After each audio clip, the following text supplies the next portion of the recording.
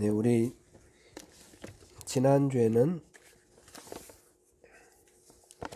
이사야 64장을 통해서 하나님이 하늘을 가르고 이 땅에 오시라 하는 그런 이사야의 하나님 강림을 기도하는 그런 내용을 살펴보았습니다. 오늘도 이사야 40장인데 잘 되고 있죠? 이스라엘이 간절하게 기다리고 원했던 메시아를 이 땅에 보내주시겠다는 하나님의 약속에 대해서 살펴보도록 하겠습니다.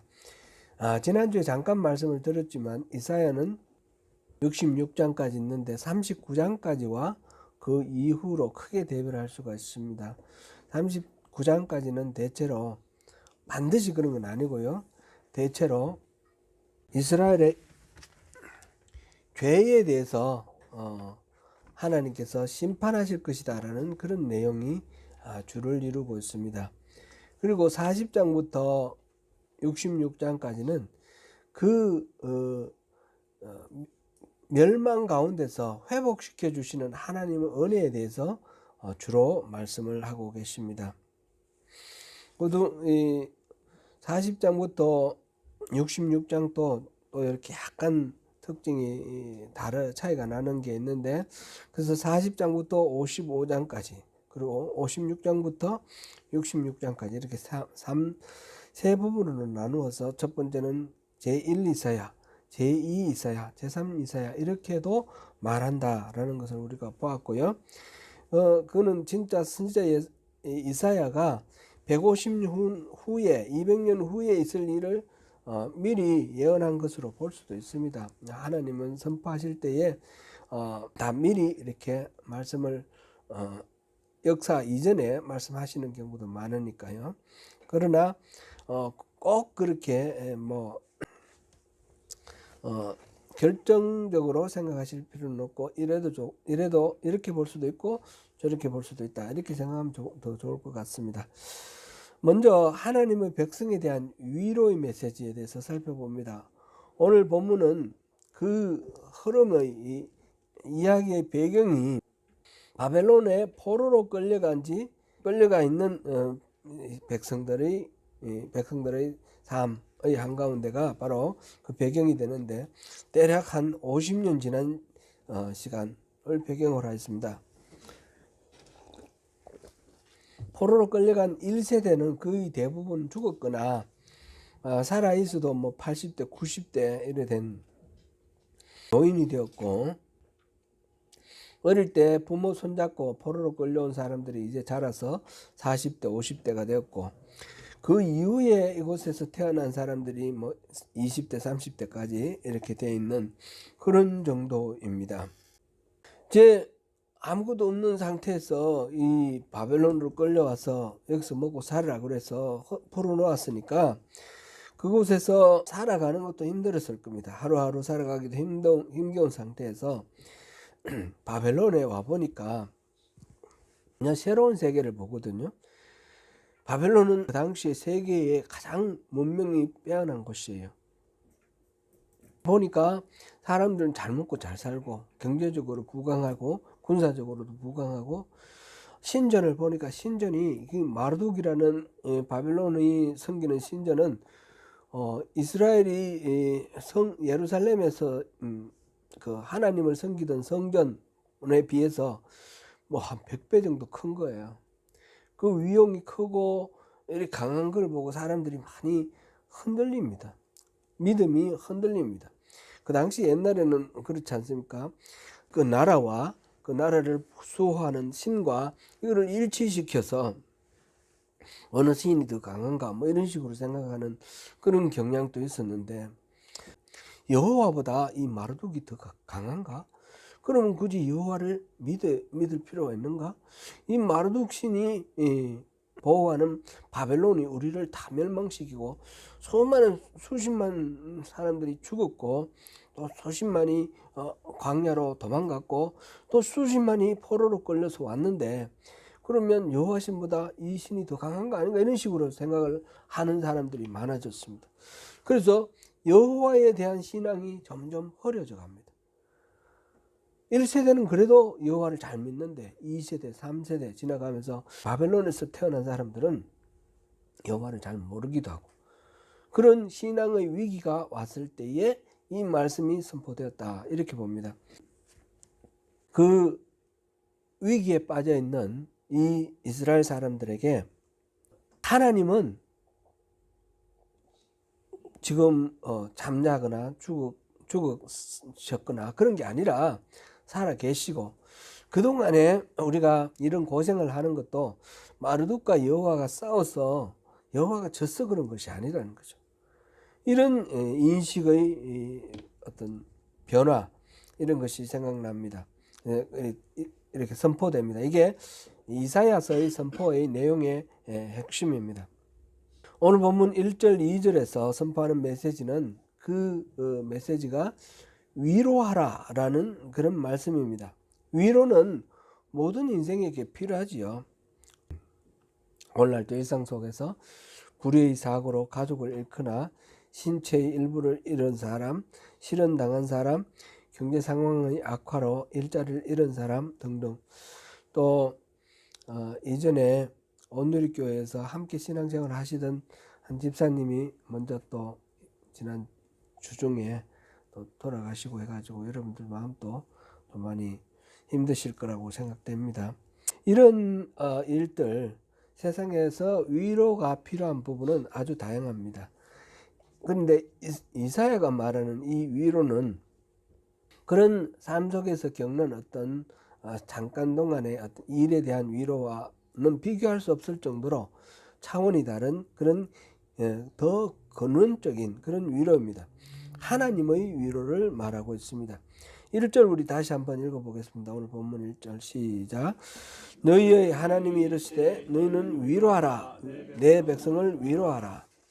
영어 NIV 성경 그 밑에 있는 줄 같이 한번 읽어보겠습니다. 시작. Comfort my people, says your God. 저 혼자만 읽습니까? 네. 위로하라, 위로하라.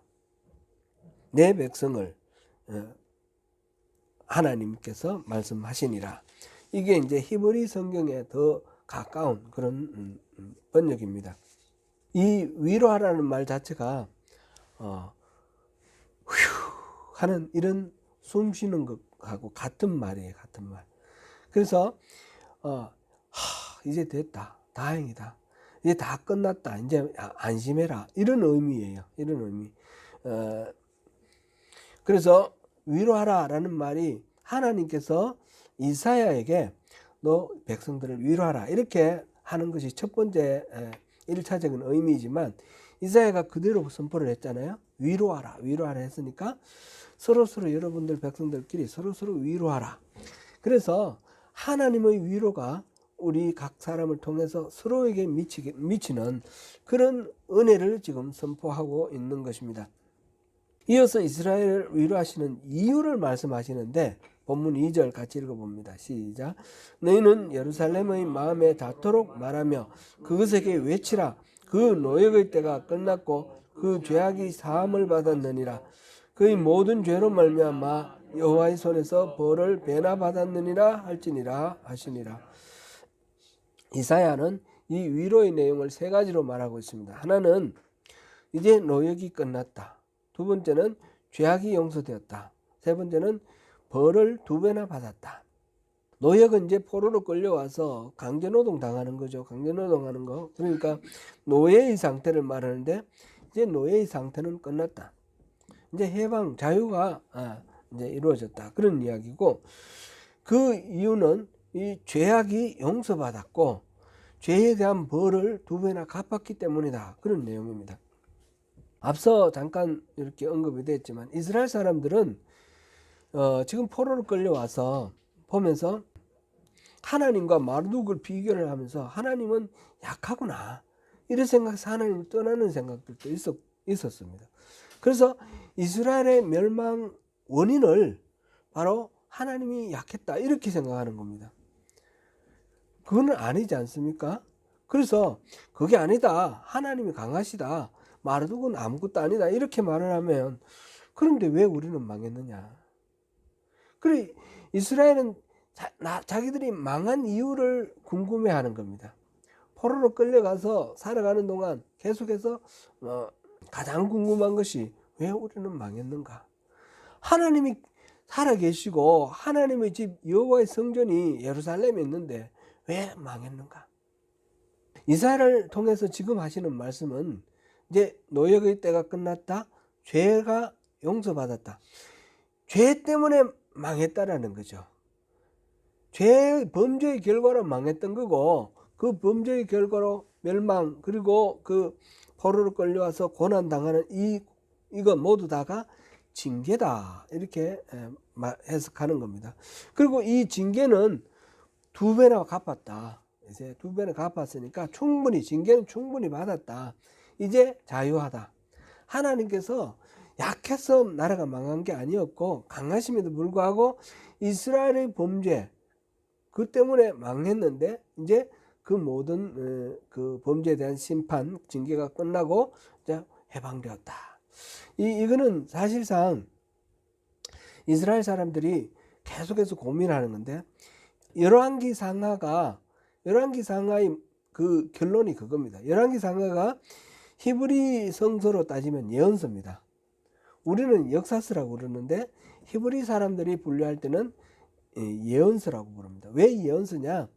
하나님의 뜻을 받아서 사람들은 잘 모르는데 하나님의 뜻을 받아서 그것을 전한다. 예언이라는 말은 미리 말한다라는 그런 의미인데 미리 말한다, 미리 맡겨놓는다, 신탁하고 의미가 같습니다. 그런데 이 말은 미래에 일어날 일을 미리 알아서 말한다 이런 의미도 있어요.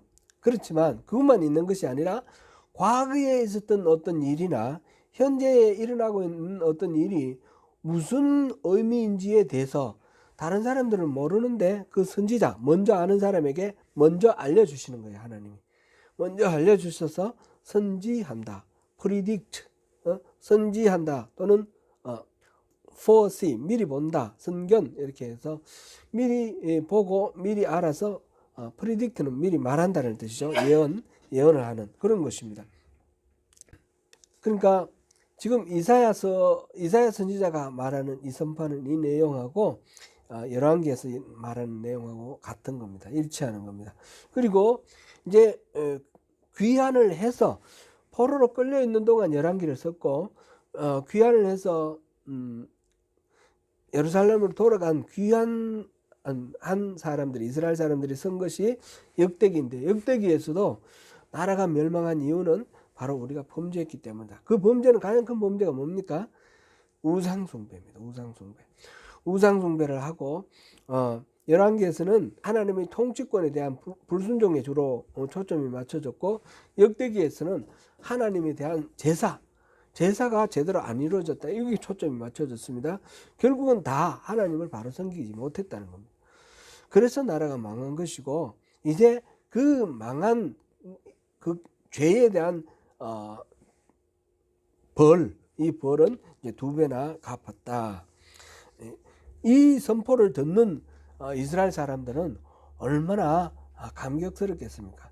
자기들이 섬기던 신이 힘이 없어서 망했는가 했더니 그게 아니고 이 신은 정말 위대한 신이라는 거 확실하고 자기들이 잘못해서 죄를 지어서 벌을 받았는데 그 벌이 이제 끝났다는 겁니다. 그러면 이 신이 모든 것들을 다 회복시켜 주실 것이다. 이런 약속을 지금 위로하라 하시면서 하나님이 말씀하시니까 얼마나 큰 안심이 되고 위로가 되겠습니까? 우리 충분히 상상할 수 있는 말씀입니다.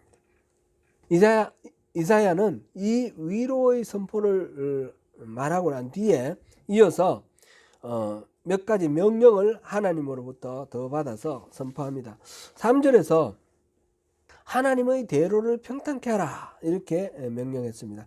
포로 생활을 하고 있는 바벨론에서 예루살렘으로 이제 돌아가려면 그 가운데 길이 보면 아주 광야입니다. 광야. 예루살렘 지금 여러분들 하면서 상상을 한번 해보십시오. 바벨론은 이라크에 있는 바그다드 그 정도 있다고 생각하고 이 이스라엘에서 이라크의 바그다드로 가려면 중간에 가운데로 바로 질러 가려면 그거는 사막입니다.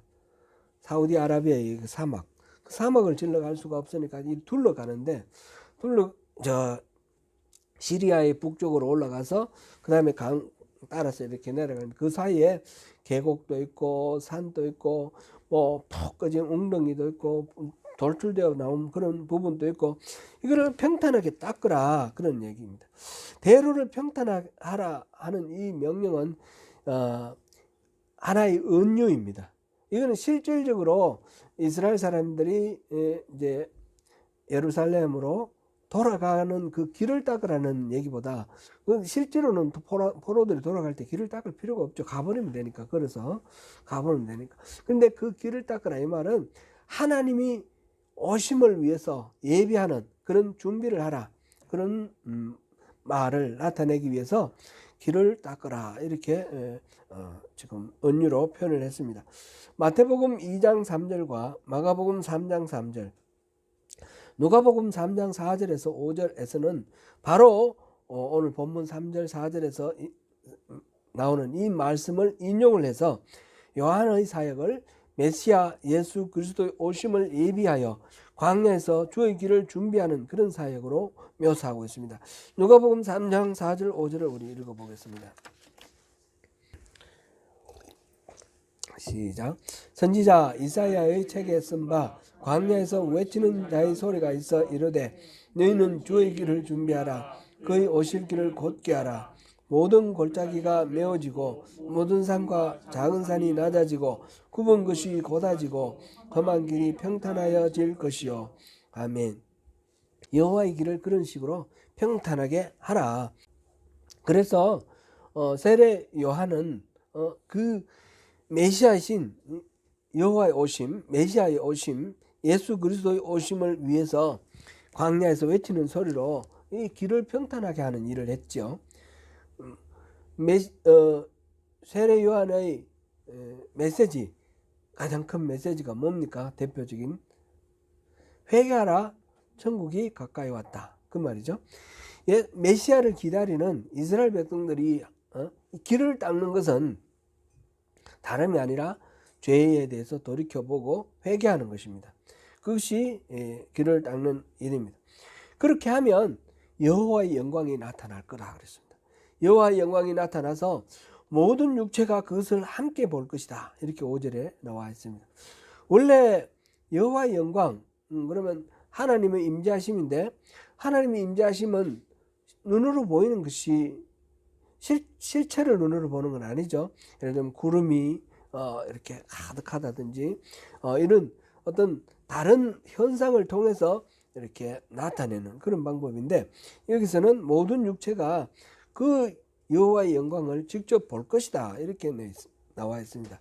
곧 메시아로 오시는 예수 그리스도는 어떤 구름이나 뭐 천둥 벼락이나 이런 현상으로 나타나는 그런 메시아가 아니라 사람의 몸을 입고 구체적으로 우리가 볼 수 있는 그런 형상으로 이 땅에 오시겠다라는 것을 나타내는 그런 내용입니다.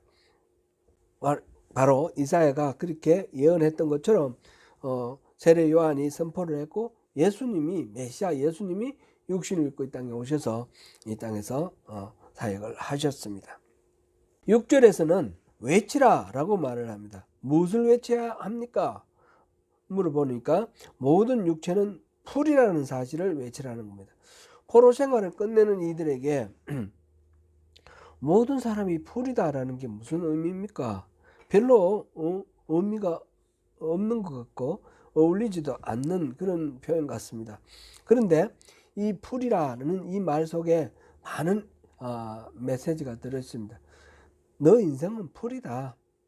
그럼 우리 인생이 풀이다 그러면 좀 하나님의 입김이 불면 금방 시든다 이렇게 표현되어 있습니다. 그죠? 이스라엘 지역에서는 동쪽에 있는 그 사하라 사막이 아니죠. 사우디아라비아 사막이 이름이 뭡니까? 거기서부터 바람이 불어오면 시럽고 열풍이라고 그랬는데 풀들이 다 말라버려요. 순간적으로. 그 동풍이 불 때가 되면 금방 풀이 말라버리고 되는 거. 그걸 이제 염두에 두면서 그걸 다 아는 사람들이니까 그렇게 얘기를 합니다. 하나님의 숨결이 이렇게 미치면 다 말라버리는 그런 풀과 같은 잠깐 동안 번영하는 그런 인생이다. 그런데 나만 그런 것이 아니죠. 지금 우리가 포로로 끌려가서 바벨론에 살고 있는데 지금 겨우겨우 뭐 온갖 잡일을 해가면서 먹고 살고 있는데 그곳에는 바벨론 시민들도 있고 귀족들도 있고 왕도 있어요. 그들의 삶은 얼마나 엄청나게 멋있게 보입니까? 집도 막 바벨론은 하늘 정원이라는 곳도 있었어요. 그렇게 화려하게 만들어 가지고 살고 있는데 권력도 많고, 근데 저 사람들도 풀이라는 겁니다. 모든 사람들이 다 풀이다. 풀과 같이 금방 쓰러져 버릴 것이다. 하나님께서 지금 하시는 이 말씀 속에는 이 사람에 대해서 이렇게 과대하게 이렇게 의존하거나 두려워하거나 그럴 필요가 전혀 없다. 모든 것들은 다 풀이다. 그런 것입니다. 인간은 누구나 소시민이나 왕이나 늙고 병들고 죽는 연약한 존재입니다. 이런 인간에 대한 바른 이해가 있어야지 이 포로된 상태에서 벗어나는 것이 의미가 있습니다. 노예근성이라는 말이 있지 않습니까? 노예에서 풀려났지만 여전히 자유함을 누리지 못하고 노예처럼 비굴하게 빌부터 살거나 또는 뭐 이렇게 남에게 의존적으로 살거나 이럴 수가 있는데, 지금 하나님이 하시는 말씀은, 이사야 선지자를 통해서 하시는 말씀은 다 풀이다. 그런 거 다 잊어버려라. 그러면서 오로지 한 가지 시들지 않는 것이 있어요. 영원히 시들지 않는 것이 있습니다. 뭡니까? 하나님의 말씀. 그럼 우리가 두려워하고 우리가 의지할 바는 뭡니까? 오직 하나님의 말씀 하나입니다. 그 하나님의 말씀 하나만 우리가 붙들고 있으면 된다는 겁니다. 9절에서는 높은 산에 오르라 그랬습니다. 그리고 높은 산에 올라서 소리를 높이라, 너희 하나님을 보리라 라고 말하라, 이렇게 했습니다. 높은 산에 올라가서 온 이스라엘이 듣도록 소리를 높여 외치라는 말입니다. 그 외치는 내용은 너희의 하나님을 보리라 라는 말입니다. 본래 하나님은 보이지 않습니다. 하나님을 직접 본 자는 다 죽습니다. 그래서 시내산에서 모세를 하나님을 만나고 내려온 모세의 얼굴에서 영광의 광채가 빛나니까 사람들이 얼굴을 수건으로 가리고 뭐 이렇게 모세에게 요청을 하고, 우리가 하나님 보지 않으랍니다. 당신이 하나님 보고 우리에게 말씀해 주세요. 직접 만나는 것을 두려워합니다. 그런 존재죠. 하나님은 우리가 하나님을 직접 보지 못하고 다만 하나님이 일하시는 어떤 모습, 일하시는 흔적, 이런 것들을 발견합니다. 예를 들면 뭐 우리가 성령을 얘기를 할 때 바람을 비유를 많이 하죠. 바람이 우리 눈에 안 보이지만 나뭇가지가 흔들리는 걸 보고 바람이 지금 불고 있구나, 지금 여기 흔들리잖아요. 그렇게 알 수 있는 것처럼 성령님은 우리 눈에 안 보이지만 성령님이 오셔서 우리 속에서 역사하심으로 우리에게 나타나는 여러 가지 현상들을 통해서 성령님을 볼 수 있습니다. 하나님은 그런 식으로 우리 눈에 직접 볼 수 없는 방식으로 우리가 이해를 하고 있는데, 그 하나님을 보리라 라고 말을 하는 겁니다. 지금 하나님을 직접 눈으로 보게 될 것이다. 지금 세 가지, 지금 3절 외치는 자의 소리요, 여기서부터 그 다음에 6절 9절 세 가지 명령인데, 이 세 가지 명령을 통해서 나타내는 바는 뭡니까? 미리 준비하라, 메시아가 오실 것이다. 그 메시아는 추상적이고 막연한 개념이라든지 뭐 이런 존재가 아니고 살아있는 실체로, 실질적인 존재로 오실 것이다. 그러면 우리 모두가 다 그 메시아, 오시는 메시아, 하나님의 그 사자, 그 메시아를 보게 될 것이다. 우리 눈으로 보게 될 것이다. 그렇게 이야기를 합니다. 그리고 선지자는, 이 미사야는 하나님의 그 모습을 두 가지로 묘사를 합니다. 10절에서는 보라, 주 여호와께서 장차 강한 자로 임할 것이다. 강한 자라고 이렇게 표현을 했습니다. 강한 용사입니다. 하나님은 바벨론 군사들을 충분히 물리치고 바벨론을 멸망시킬 만큼 그런 강한 군대, 강한 용사이십니다. 뿐만 아니라 구원 얻은 백성을 인도하여 내실 만큼 충분히 재정적으로도 넉넉하시고 또 군사력도 가지신 분. 우리가 생각하기 쉽게 말하자면 우리를 충분히 구원하셔서 적으로부터 보호해 주시고 또 먹고 살 수 있도록 해 주실 수 있는 그런 능력이 충분하신 분이다. 강한 사람입니다. 강한 사람. 그렇게 표현을 했고요. 또 11절에는 목자로 표현을 했습니다. 목자. 아주 자상하신 목자. 이 내용은 자기 백성을 다스리고 보호하시는 분이다라는 의미죠. 포로 상태에서 해방되어 돌아가는 이스라엘 사람들을 따뜻하게 보호해 주시고 안전하게 지켜주시는 그런 하나님. 궁극적으로는 지금 당장 바벨론에서 포로로 돌아가는 그 상태를 말하지만 이 이야기는 오실 메시아, 이 땅의 죄와 악에 시달리고 힘겨워하고 있는 인간들을 구원해 내실 그 메시아를 상정하고 있습니다. 그 메시아의 재림하실 때의 온전한 모습으로 우리 모두를 보호하시고 부르실 것이다. 그런 말씀을 지금 이사야 선지자가 중의법으로 그렇게 이야기를 하고 있습니다. 이상에서 살펴본 바벨론 포로의 귀환은 말하자면 그리스도의 속죄 사역, 그리스도가 끌어내서 해방시켜서 우리를 영원한 하나님의 나라로 이렇게 만들어 가시는 구원의 보정이다. 이렇게 표현할 수 있겠습니다. 이렇게 볼 때 메시아의 오심은 단순히 이스라엘 민족의 회복만을 위한 것이 아니라는 것을 알 수 있습니다. 이스라엘 민족의 회복을 통해서 타락한 인류의 회복을 지금 이렇게 대유법이라고 그러나요? 하나를 대표해서 전체를 나타내는 그런 비유로 지금 얘기를 하고 있습니다. 메시아의 오심에 대해서는 구약 성경에는 이런 식으로 이사야에서 지금 여러 군데서 나오는데 이렇게 등장하는 다양한 모습으로 제시되어 있습니다.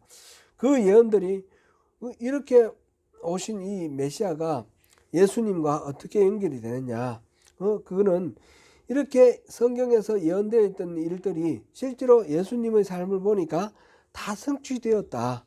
성취된 걸 보니까 이분이 예언된 메시아가 맞다. 이렇게 우리가 일반적으로 이해할 수가 있겠습니다.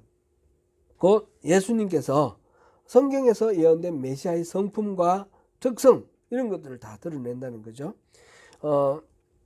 다른 여러 가지 있겠지만 몇 가지만 보면 이사야서 7장 14절 우리 같이 한번 보겠습니다. 7장 14절 같이 읽습니다. 그러므로 주께서 친히 징조를 너희에게 주실 것이라. 보라, 처녀가 잉태하여 아들을 낳을 것이요 그 이름은 임마누엘이라 하리라. 이사야 선지자를 통해서 선포된 이 임마누엘로 오실 메시아, 이 메시아에 대해서 예수님이 바로 그분이더라. 알고 보니까 그분이더라. 그게 이제 마태복음을 기록한 마태가 중요하게 예수님이 메시아라는 증거로 되고 있습니다. 마태복음에서는 이렇게 성경에서 기록되어 있는 메시아의 그 예언된 사항들이 여기에서 예수님의 삶에서 성취되었다라는 그런 내용을 지난주에도 잠깐 살펴봤는데 10가지 성취 형식 인용 구절이라는 걸 통해서 이렇게 확실하게 확인할 수 있다 했습니다. 그것은 주께서 선지자로 하여금 하신 말씀을 이루려 하려 하심이라. 선지자로 하신 말씀을 이루려 하려 하심이라. 선지자에게 통해서 선포된 그 내용이 실제로 이루어지게 하도록 예수님을 보내셨다. 이런 말이 되는 거죠. 10가지 성취 형식 인용 구절을 통해서 그것을 확인해 볼 수 있습니다. 그 중에 대표적인 첫 번째가 바로 방금 읽은 이사야서 7장 14절인데 이 부분을 마태복음 1장 21절에서 23절을 한번 읽어보겠습니다. 같이 읽습니다. 시작. 아들을 낳으리니 이름을 예수라 하라. 이는 그가 자기 백성을 그들의 죄에서 구원할 자심이라 하니라.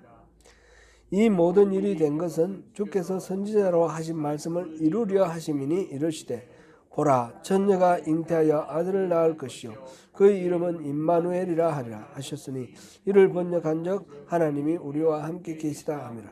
아멘. 이렇게 성경에 기록된 것이 성취되었다, 이런 말씀입니다. 이 예수님의 오심은 사실 이 이사야의 선포 이전에도 아주 오래 전부터 그렇게 약속되어 있는 그런 내용입니다. 창세기 22장 18절 한번 읽어보겠습니다. 시작. 또 내 씨로 말미암아 천하 만민의 복을 받으리니 이는 내가 나의 말을 준행하였음이라 하셨다 아니라.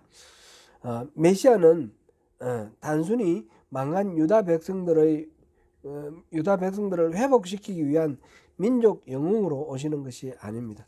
메시아는 우리 인간 전체를 죄와 어둠으로부터 떨어뜨린 사단을 물리치는 궁극적인 구원을 위해 오셨습니다. 그것이 앞에서 내 씨로 말미암아 천하 만민이 복을 받으리라 했고요. 또 창세기 3장 15절 같이 읽겠습니다. 이곳에 이렇게 약속되어 있습니다. 시작. 내가 너로 여자와 원수가 되게 하고 내 후손도 여자의 원수가 되게 하리니 여자의 후손은 내 머리를 상하게 할 것이요 너는 그의 발꿈치를 상하게 할 것이니라 하시고.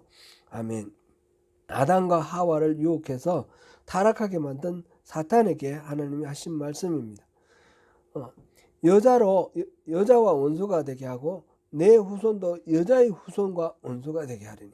이때 이 여자의 후손, 예수님의 메시아로 오실 예수님에 대한 예언이다, 이렇게 볼 수 있겠습니다. 이것을 그래서 통상 원복음 이렇게 표현을 합니다. 사랑하는 성도 여러분, 우리가 메시아의 성탄을 맞이하는 열망을 가지고 강림주를 보내고 있습니다. 메시아를 보내시면서 위로하라 말씀하시는 하나님 뜻은 단지 나라가 망하고 절망 가운데 신어받은 바벨론 포로기의 이스라엘 백성들에게 소망을 주는 메시지일 뿐만 아니라 사실은 죄로 인하여 하나님의 은혜에서 멀어진 인류를 회복하기 위한 하나님의 사랑과 긍휼의 메시지이기도 한 것입니다. 오늘날 우리 삶의 모든 공고함으로부터 우리를 건져내실 하나님의 구원의 메시지를 묵상하면서 우리 주님 예수 그리스도의 성탄을 축하하시기를 축원합니다. 기도합니다. 은혜로우신 하나님, 오늘도 불러주시고 주님이 보내시는 메시아에 대해서 또 말씀하여 주시니 감사합니다. 우리를 그 죄와 악의 어둠의 그늘에서 건져내셔서 주님의 품 안에서 안전한 영원한 생명의 삶을 누릴 수 있도록 구원하시는 우리 하나님의 그 은혜, 우리 주 예수 그리스도 십자가 그 복음을 통해서 우리에게 전해진 이 기쁨 메시지를 우리가 찬양하며 예수님의 성탄을 축하합니다.